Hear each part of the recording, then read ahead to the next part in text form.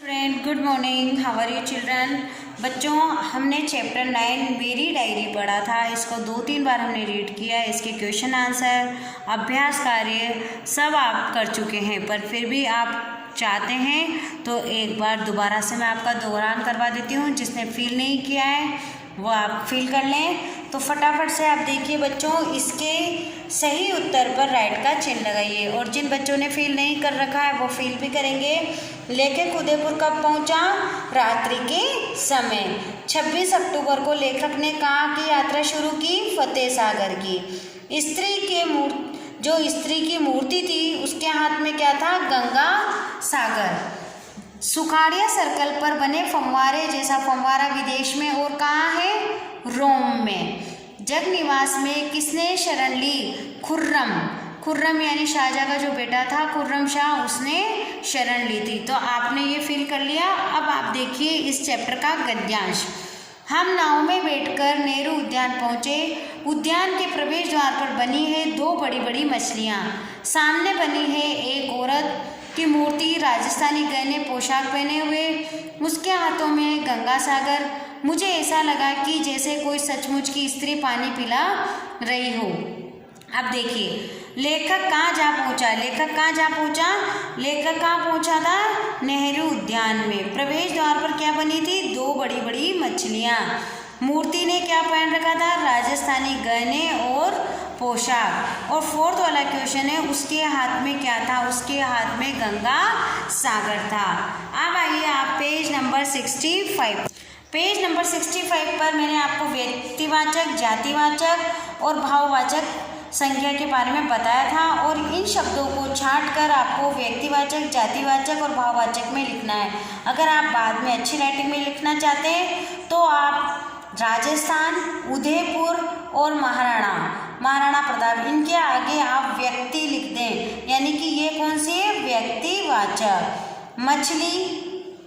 मछली, गंगा सागर, मूर्ति, झील, रेलगाड़ी, ये है जातिवाचक। तो आप इसके आगे ज लिख दें, फिर बाद में फील करते रहेंगे।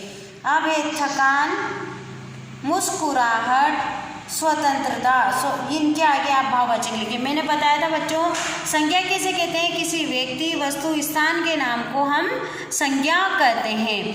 अब किसी व्यक्ति का नाम आएगा व्यक्तिवाचक में, किसी स्थान का नाम आएगा व्यक्तिवाचक में, और किसी जो प्राणी है, जो जिससे पता चलता है कि ये जीव है, जंतु है, ये कोई चीज़ है, तो ये सब चीज़ें क्या है? जातिवाचक में आएगी। और जिस शब्दों से भाव का पता चलता है वो भाववाचक में आएंगे, जैसे कि मुस्कुराहट, आज़ादी यानी कि स्वतंत्रता।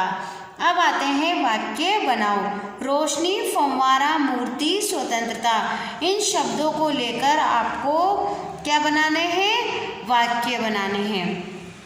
एक वचन में लिखना है सैलानियों, सैलानी, कुल्हड़ों, कुल्हड़, सहेलियों, सहेली, मछलियाँ, मछली, मूर्तियाँ, मूर्ति, सड़कें, सड़क। आप बच्चों इसके क्वेश्चन आंसर आप एक बार मैंने आपको लिखा भी दिए, दे भी दिए और समझा भी दिए, फिर भी देख लीजिए। लेखक ने 25 अक्टूबर की डायरी में किस बात का उल्लेख किया? 25 अक्टूबर की डायरी में उसने लिखा कि वह दिन भर की थकान के बाद रात को कहाँ पहुँचा? उदयपुर पहुँचा। उदयपुर कौन रहता है? उसके मामा रहते हैं। और उसके मामा के बच्चे धवल और गरिमा उत्सुक को देखकर उत्साहित हुए। उन्होंने रात्रि का भोजन किया और दूसरे दिन का घूमने का कार्यक्रम तय किया।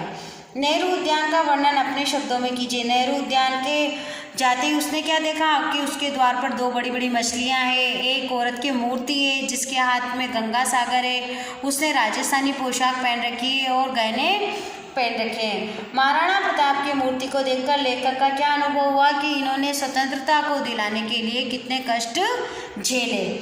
सुखाड़िया सर्कल पर क्या दृश्य था? सुखाड़िया सर्कल पर भी बच्चों आपको बताया था कि सुखाड़िया सर्कल